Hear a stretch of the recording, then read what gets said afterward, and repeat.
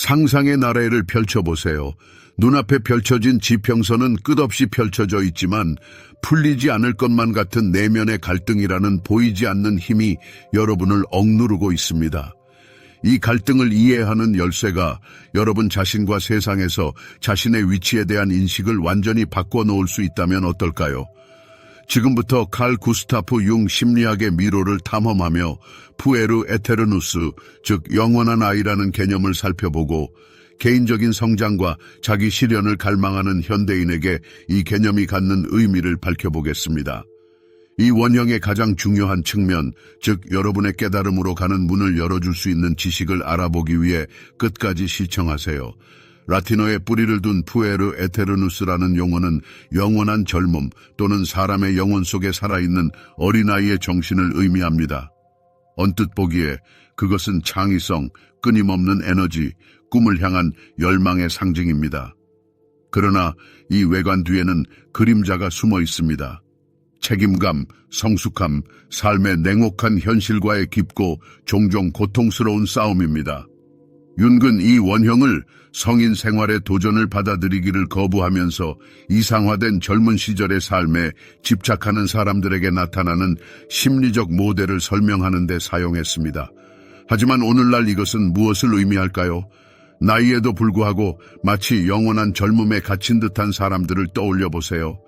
그들은 삶이 어떠할 수 있는지에 대한 꿈에 사로잡혀 있지만 삶이 실제로 어떠한지에 대한 두려움에 마비되어 있습니다.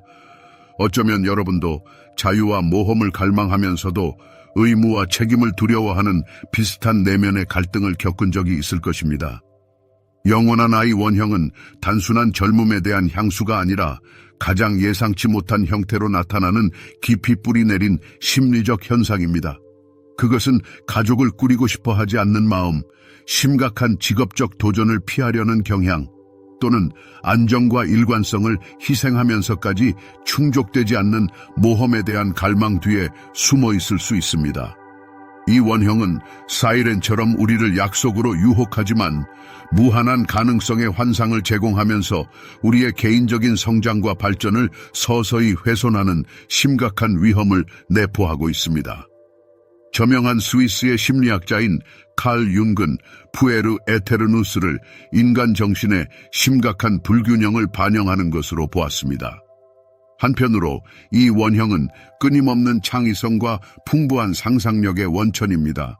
다른 한편으로 그것은 불가피한 어려움과 냉혹한 현실로부터의 도피를 나타냅니다. 융 심리학에서 과제는 이 원형을 근절하는 것이 아니라 그것을 인격의 구조에 통합하여 그것에 억제할 수 없는 에너지를 창조와 지속 가능한 발전의 방향으로 돌리는 것입니다. 이상적인 미래에 대한 꿈과 그것을 달성하기 위한 구체적인 조치를 취할 수 없는 마비 상태 사이에 갇혀 있다는 느낌을 받은 적이 있나요? 이 내적 모순은 영원한 아이 원형의 존재를 나타내는 특징적인 징후입니다. 그것은 우리에게 완벽과 무한한 자유에 대한 달콤한 약속을 속삭이지만 결국에는 우리를 황폐하고 길을 잃고 깊이 불만족스럽게 만듭니다. 윤근 푸에르 에테르누스의 그림자의 영향을 받아 사는 삶은 끊임없는 불만족과 실망으로 가득 찬 존재로 이어질 수 있다고 경고했습니다. 그는 이러한 패턴이 젊음, 자발성, 무절제한 개성을 찬양하는 문화와 성인 생활의 요구사항이 충돌하는 현대사회의 산물이라고 믿었습니다. 윤근 자신의 저서에서 이 내면의 아이와 정면으로 맞서는 것의 중요성을 강조했는데 그것은 그 아이를 파괴하는 것이 아니라 지혜, 회복력, 활력의 원천으로 변화시키기 위한 것입니다. 하지만 우리 안에서 이 원형에 어떻게 저항할 수 있을까요?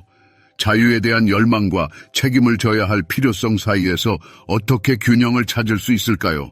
바로 이러한 질문에 답하려고 노력할 것입니다. 무엇보다도 푸에르 에테르누스, 즉 영원한 젊은이, 원형 자체가 부정적인 기운을 띠는 것은 아니라는 점을 깨닫는 것이 중요합니다. 오히려 그것은 창의적인 에너지, 혁신적인 아이디어, 무한한 잠재력의 끊임없는 원천입니다. 문제는 이 강력한 에너지가 통제불능 상태가 되어 일시적인 쾌락과 실현되지 않은 꿈의 소용돌이 속으로 사람을 몰아갈 때 발생합니다. 저명한 스위스의 정신분석가인 칼 구스타프 융은 진정한 개인적인 성장은 이 내면의 아이를 인식하고 받아들이는 데서 시작되지만 우리가 그 아이에게 우리의 행동과 결정을 완전히 종속시키는 것을 허용하지 않는다는 조건에서만 가능하다고 주장했습니다. 이 쉽지 않은 여정에는 깊은 자기 분석, 자신에 대한 솔직함, 상당한 용기가 필요합니다. 그것은 불가피하게 실패에 대한 두려움, 거부당할 것에 대한 두려움, 소중한 것을 잃을 것에 대한 두려움과 같은 가장 깊은 곳에 숨겨진 두려움에 직면해야 할 필요성과 관련이 있습니다. 바로 이러한 두려움이 종종 우리를 영원한 아이의 안전하지만 제한적인 안전지대에 가두어 둡니다. 이러한 상태를 극복하려면 성장에 수반되는 불가피한 불편함을 기꺼이 받아들이고 모든 존재가 익숙하고 편안한 피난처로 돌아가기를 간절히 바라는 경우에도 미지의 세계로 과감하게 발을 내디딜 준비가 되어 있어야 합니다. 향후에는 이러한 심오한 변화를 가져올 수 있는 실질적인 단계를 자세히 살펴보겠습니다. 융이 제안한 효과적인 도구를 연구하여 푸에르 에테르누스의 에너지를 균형 잡히고 충족된 삶에 통합하는 데 도움이 될 것입니다. 우리는 이 원형의 근본적인 진실, 즉 개인적인 만족과 조화뿐만 아니라 우리 인간 본성에 대한 더 깊은 이해로 우리를 이끌 수 있는 진실을 밝힐 것입니다. 잠시 멈춰서 다음과 같은 중요한 질문을 던져보겠습니다. 내면의 아이의 대담한 꿈과 성숙한 성인의 시급한 의무 사이에서 얼마나 자주 갈등을 느끼나요? 우리가 탐구를 계속하는 동안 이러한 생각에 몰두하세요. 여러분이 찾을 답은 삶과 삶에서 여러분의 위치에 대한 인식을 영원히 바꿀 수 있기 때문입니다. 푸에르 에테르누스 원형은 인간 존재의 영원한 이중성, 즉 무한한 자유에 대한 우리의 억제할 수 없는 열망과 동시에 구조, 질서, 의미에 대한 우리의 깊은 필요성과 불가분의 관계가 있습니다. 융 심리학의 관점에서 볼 때 이 원형은 종종 삶의 전환기에 나타납니다. 성인기로의 전환, 중년의 위기, 심지어 인생의 후반 단계에서도 잠자고 있던 내면의 아이를 일깨워 우리가 선택한 길과 우리가 신중하게 건설한 삶에 의문을 제기하게 만들 수 있습니다. 하지만 이 원형이 인간 정신에 지속적인 영향을 미치는 비결은 무엇일까요? 해답을 찾으려면 이 현상의 기원으로 돌아가야 합니다.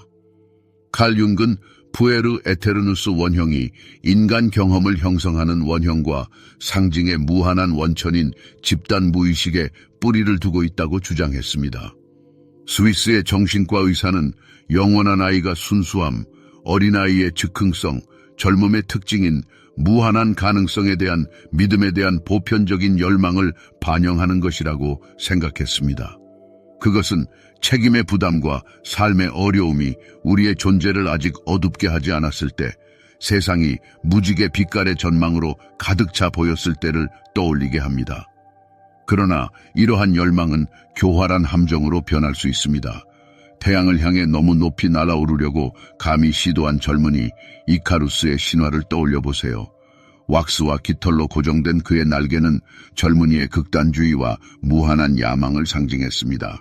그러나 아버지 다이달로스의 조언을 무시한 결과 이카루스는 비극적인 죽음을 맞이했습니다.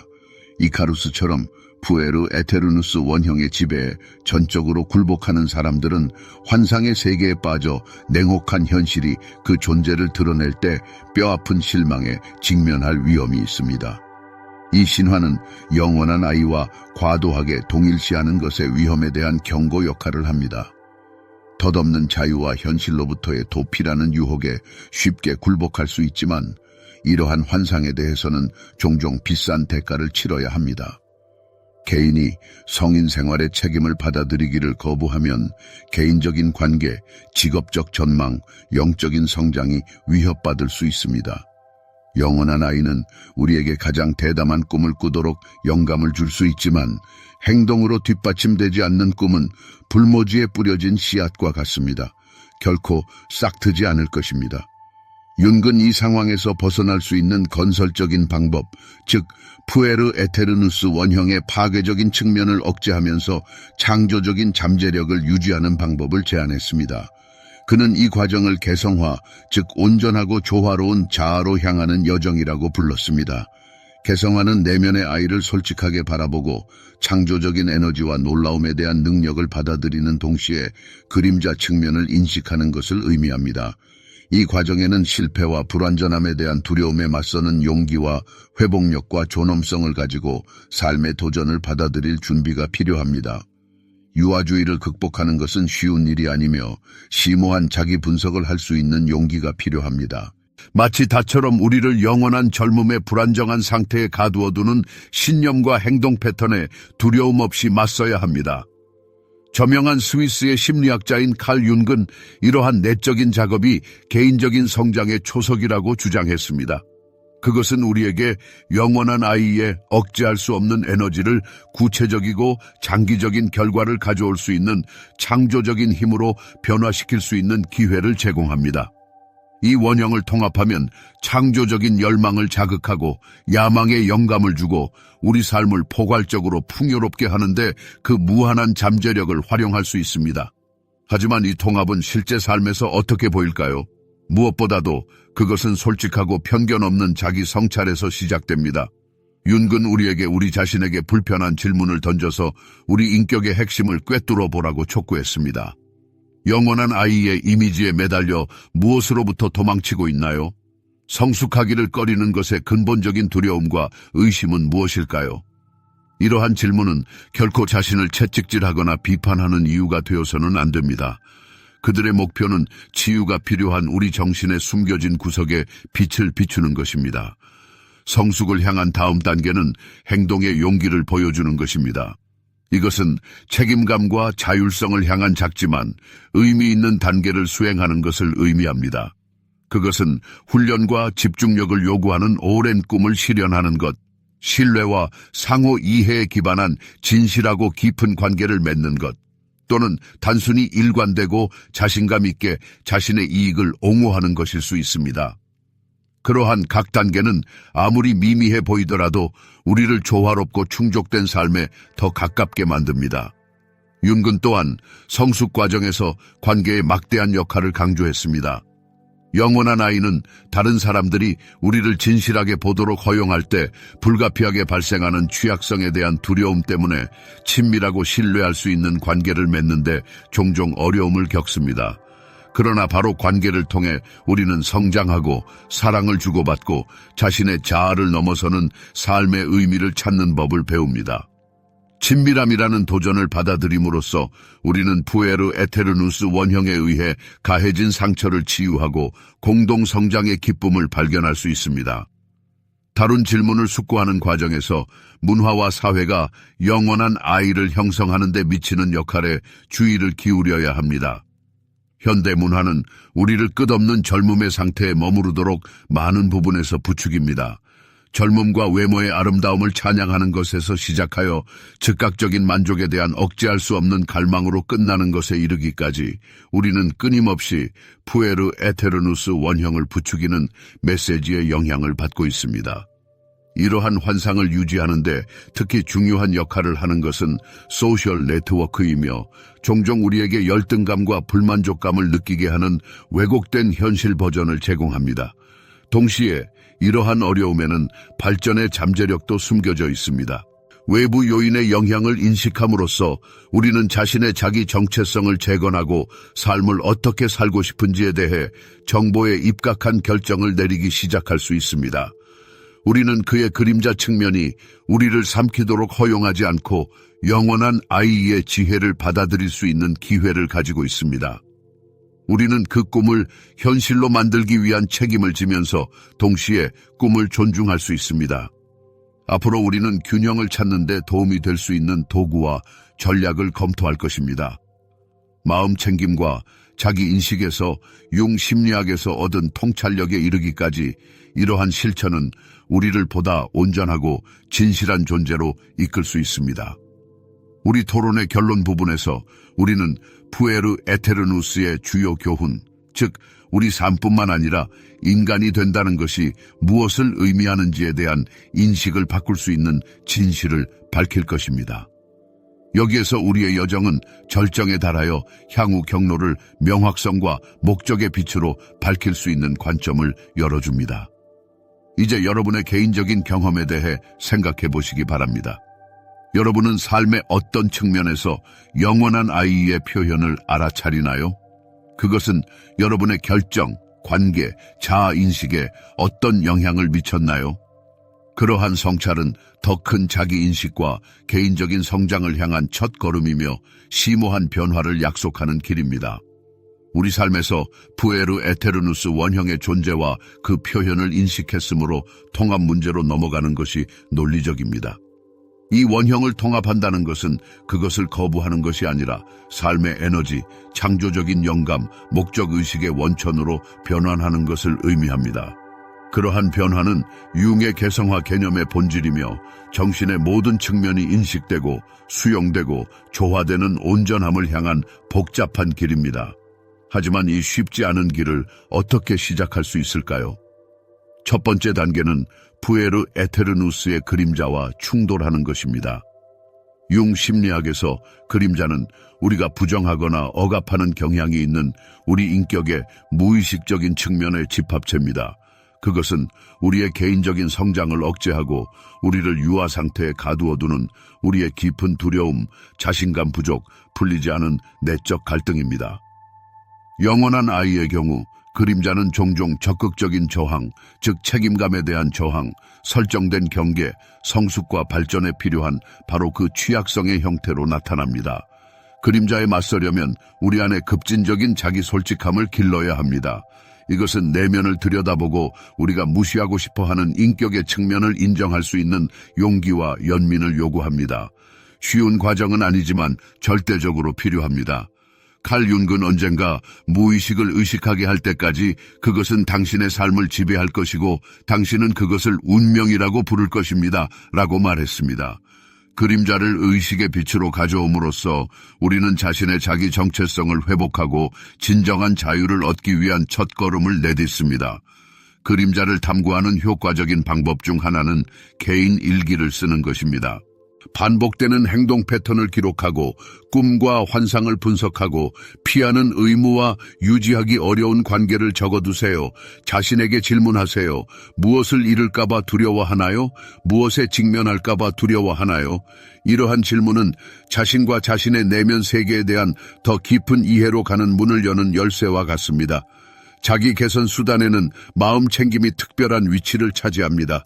우리 안에 이 능력을 함양함으로써 우리는 평가적 판단에 굴복하지 않고 자신의 생각과 감정의 흐름을 관찰하는 기술을 얻습니다. 이러한 실천을 통해 우리는 유아적인 부분이 결정을 내리는데 영향을 미치려고 시도하는 순간을 적시에 인식할 수 있으며 멈춰서 보다 신중하고 성숙한 반응을 선택할 수 있는 기회를 제공합니다. 상황을 상상해 보세요. 시작한 프로젝트가 너무 어렵거나 우울하게 느껴지기 때문에 포기하고 싶은 충동적인 욕망에 사로잡힙니다. 이 경우 마음 챙김은 억제 요인으로 작용하여 우리가 느끼는 불편함을 분석하고 무모하게 굴복하는 대신 그 근본적인 원인을 식별할 수 있도록 해줍니다. 그러나 우리 인격의 그림자 측면과 싸우는 과정에서 푸에르 에테르누스 원형의 긍정적인 측면을 개발해야 할 필요성을 잊어서는 안 됩니다. 결국 영원한 아이는 미성숙의 원천일 뿐만 아니라 상상력, 억제할 수 없는 호기심, 놀라움에 대한 능력의 보고이기도 합니다. 이러한 자질을 받아들임으로써 우리는 우리 삶을 창조적인 에너지와 기쁨으로 채울 수 있습니다. 중요한 것은 이러한 선물을 건설적인 방향으로 돌려 우리의 가치와 삶의 열망에 부합하는 노력, 관계 구축, 목표 달성에 사용하는 것입니다. 예를 들어 화가의 창작 활동을 생각해 볼 수 있습니다. 영원한 아이 원형은 영감의 원천이 되어 발견과 자기 표현에 대한 열정을 불태울 수 있습니다.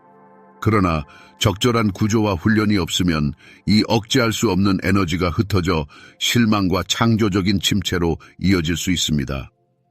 어린아이에게 내재된 자기 표현의 자유와 성인에게 내재된 목적의식 사이의 균형을 찾음으로써 화가는 자신의 꿈을 현실로 바꿀 수 있으며 깊이와 내구성이 특징인 작품을 만들 수 있습니다.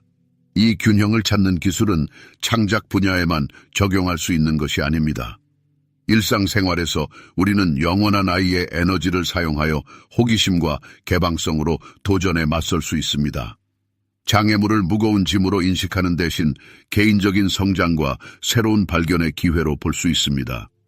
이러한 인식의 변화를 통해 우리는 삶을 보다 완전하고 의미 있게 살 수 있으며 심지어 일상적인 작업조차도 존재와 목적의식의 순간으로 바꿀 수 있습니다.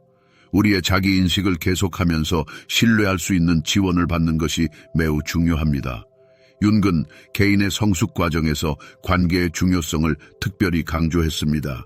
친구, 현명한 멘토, 사랑하는 사람은 우리의 장점과 단점을 반영하는 일종의 거울이 되어 우리 자신을 보다 객관적으로 바라보는 데 도움이 될 수 있습니다. 그들은 또한 개인적인 성장의 길에서 어려움에 직면할 때 필요한 지원과 책임감을 제공할 수 있습니다. 그러나 관계는 특히 영원한 아이인 푸에르 에테르누스 원형의 영향을 받는 사람들에게 항상 간단하지는 않습니다.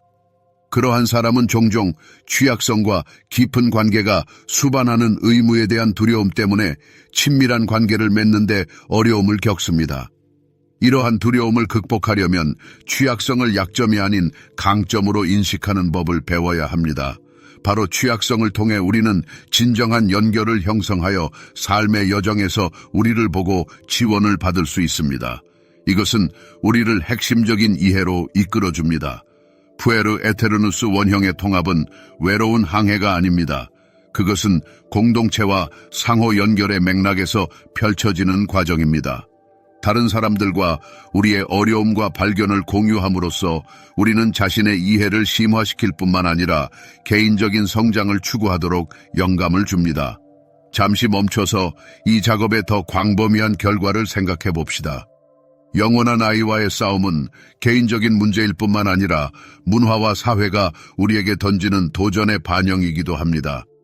종종 장기적인 자기 실현보다 즉각적인 만족을 선호하는 세상에서 우리는 모두 함께 젊은이의 꿈과 성숙의 지혜 사이의 균형을 찾아야 합니다. 개인적인 수준에서 자신을 개선함으로써 우리는 보다 조화롭고 온전한 사회를 향한 운동에 기여하고 있습니다.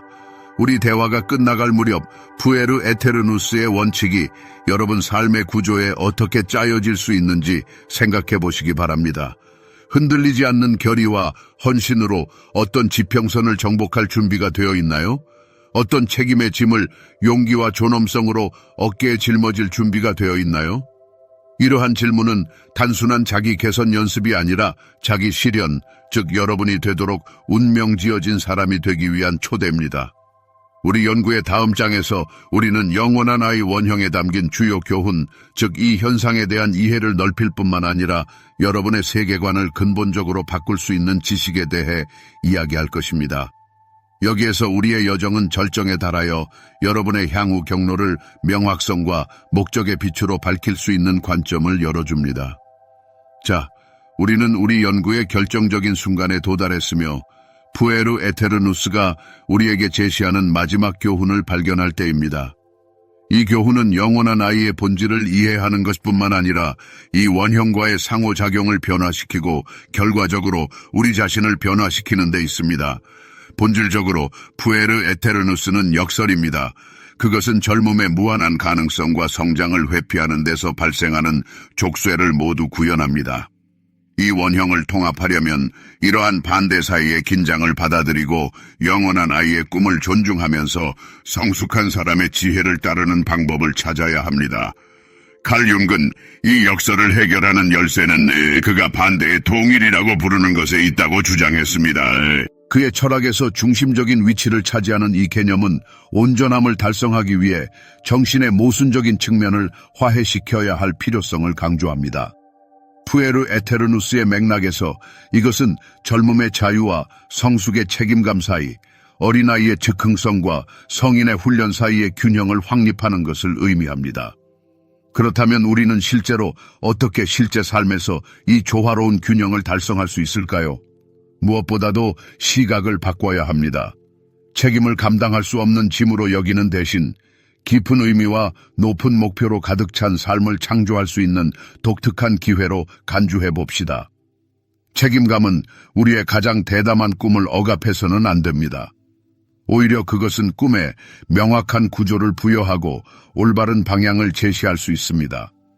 자신과 자신의 발전에 대한 세심한 작업에 전념함으로써 우리는 동시에 풍요롭고 자유로운 삶을 위한 견고한 기반을 마련합니다. 연금술사의 이야기를 떠올려 봅시다.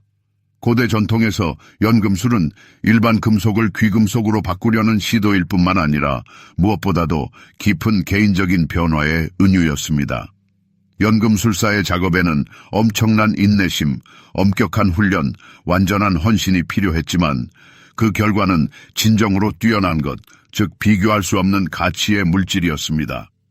마찬가지로 푸에르 에테르누스 원형을 통합하려면 상당한 노력과 흔들리지 않는 끈기가 필요하지만 궁극적으로 엄청난 부와 심오한 경험으로 가득 찬 삶으로 이어집니다. 이러한 변화는 내면의 영원한 아이를 포기하는 것이 아니라 능숙하게 인도하는 것을 의미합니다. 이 내면의 아이의 끊임없는 에너지와 무한한 창의성은 매우 귀중하지만 우리의 가장 높고 고귀한 목표에 부합하는 노력에 집중해야 합니다. 이를 위해서는 우리의 목표에 대한 수정처럼 맑은 명확성, 즉 삶에서 무엇을 성취하고 싶은지, 그리고 왜 그것이 우리에게 그토록 중요한지에 대한 명확한 이해가 필요합니다. 또한 회복력, 즉 모든 어려움과 불가피한 실패에도 불구하고 자신의 일에 충실할 수 있는 능력도 필요합니다. 유명한 심리학자 칼 융은 자신의 진정한 자아, 즉 우리가 실제로 누구인지에 대한 진정한 본질을 찾는 것의 중요성에 대해 자주 이야기했습니다. 영원한 아이, 원형은 이 쉽지 않은 여정에서 귀중한 조력자가 되어 우리에게 소중한 꿈과 가장 깊은 열망을 끊임없이 상기시켜 줄 수 있습니다. 그러나 이러한 꿈을 현실로 바꿀 수 있는 힘을 가진 것은 바로 우리 인격의 성숙한 부분입니다. 함께 상호작용함으로써 이러한 두 가지 정신적 측면은 서로를 보완하고 강화하는 역동적인 균형을 만듭니다. 푸에르 에테르누스 원형이 우리에게 주는 가장 심오한 계시 중 하나는 자유와 책임감 사이에 끊을 수 없는 연결을 인식하는 것입니다. 일반적인 믿음과는 달리 이것은 상호 배타적인 개념이 아니라 오히려 하나의 전체의 두 측면입니다. 진정한 자유는 책임을 회피하는 것이 아니라 의식적이고 솔직하게 자신의 삶의 궤적을 결정할 수 있는 능력에 있습니다. 그것은 다른 사람에 대한 의무를 잊지 않고 마음의 부름을 따를 수 있는 기회입니다. 현실에서 벗어나지 않고 아이디어를 실현하면서 꿈을 꿀 수 있는 기술입니다. 이러한 이해는 상호 연결과 의무의 중요성을 무시하면서 독립과 개인적인 이익을 최우선으로 생각하는 현대 문화에 도전합니다. 그것은 의미로 가득 찬 삶이 끝없는 도피가 아니라 자신의 목표를 실현하고 관계를 강화하고 자신의 자아의 깊이를 탐구하는 데 적극적으로 참여하는 것임을 상기시켜 줍니다. 이 진실을 받아들임으로써 우리는 영원한 아이를 약점이 아닌 귀중한 선물로 보기 시작합니다. 그의 억제할 수 없는 에너지는 우리를 탐험, 창작, 새로운 기회를 찾도록 촉구합니다. 그의 존재는 어려움의 직면에서도 사라지지 않는 삶의 경이로움과 아름다움을 상기시켜 줍니다. 이 원형을 받아들임으로써 우리는 조화롭고 충족된 존재에 필요한 자질인 기뻐하고 놀 수 있는 능력을 되찾습니다. 그러나 이 자기 인식의 길은 개인적인 성장에 국한되지 않습니다. 영원한 아이의 통합은 우리 주변 세계에도 영향을 미칩니다. 내면의 아이와 화해하고 어른으로서 책임을 질 때 우리는 공동체와 사회 전체에 기여할 준비가 더 잘 됩니다. 우리는 꿈을 소중히 여기면서 의무를 다할 수 있다는 것을 보여주는 롤 모델이 됩니다. 따라서 자기 개발은 개인적인 삶의 범위를 훨씬 뛰어넘습니다. 영원한 아이 원형을 통합함으로써 우리는 자신을 변화시킬 뿐만 아니라 창의성과 책임감, 자유와 상호 연결이 소중히 여겨지는 세상을 만드는 데 기여합니다. 우리의 지적 여정을 마무리하면서 저는 여러분이 지나온 길을 되돌아보시기를 권합니다. 우리는 영원한 아이 원형에 매혹적이면서도 위험한 함정을 자세히 살펴보는 것으로 시작하여 인간 정신의 깊이와 실제 삶에서 나타나는 다양한 형태를 탐구했습니다. 그런 다음 우리는 통합이라는 복잡한 과정을 열정적으로 연구하여 영원한 아이의 귀중한 선물과 어른의 지혜와 성숙함을 조화롭게 결합하는 방법을 이해하려고 노력했습니다. 그리고 이제 우리 연구의 마지막 지점에서 우리는 이 원형이 우리에게 가르쳐주는 주요 교훈을 발견합니다.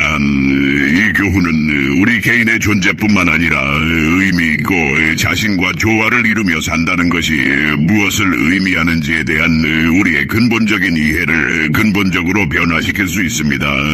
저는 여러분에게 중요한 질문을 남깁니다. 여러분은 얻은 지식을 어떻게 활용하시겠습니까?